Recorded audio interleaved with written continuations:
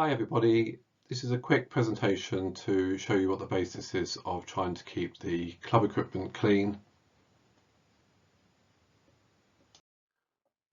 Let's have a look at the first slide. So as you know, we're a public site and we're also completely volunteer run, so there's no way we're going to be able to guarantee that the boat you're about to use is clean, or even if it's the same boat that somebody just used in the morning. So the emphasis is going to be on you to make sure the boat is clean enough for you to use, and then we'd like you to try and clean the boat after you've used it. With juniors, the adult's going to have to be responsible for supervising them, so have some fun with some bubbles and get those boats nice and clean.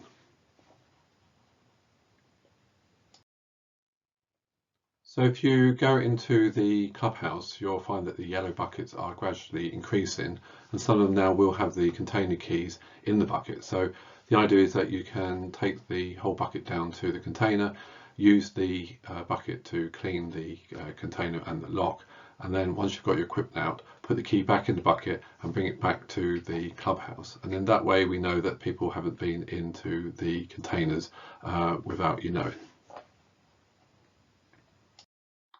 So here is Colin opening up the windsurfer store. He's got his bucket there and he's using lots of soap and bubbles to clean everything off.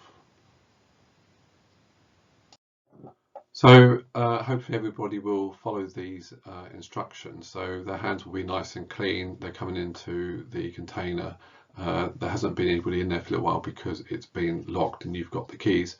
So here's Colin selecting his the sail that he needs. Obviously he's touched lots of things and then he's going to be pulling it out.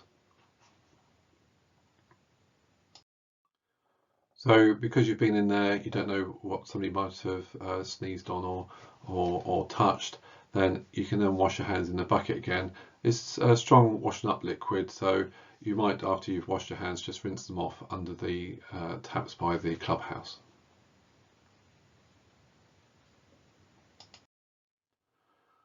So on to dinghies. Here's Tess cleaning the cover before she touches it to take the cover off. I know you all turn up in kit, but if you pull the covers off and leave them in the bright sunshine, if it's nice and sunny, that's obviously a way of helping to reduce the contamination. It's up to you whether you want to wash the whole boat down before you go out. We recommend that you do this. So here's Tess cleaning the main sheet on the Fusion and getting a lot of bubbles inside.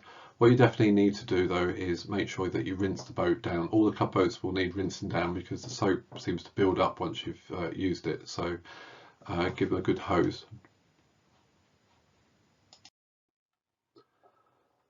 Here's Dave here in the Jaffa. This doesn't cover the power boats. It's just showing Dave's just using a small amount of soap from the spray.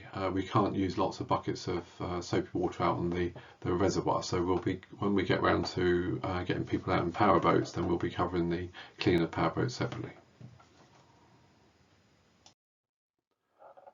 So that's it. Thanks to Tess, Colin and Dave for being in the photos. We've now created a YouTube channel for Oxford Sailing Club, so if you want to click subscribe, we will add more videos as we make them. Thank you.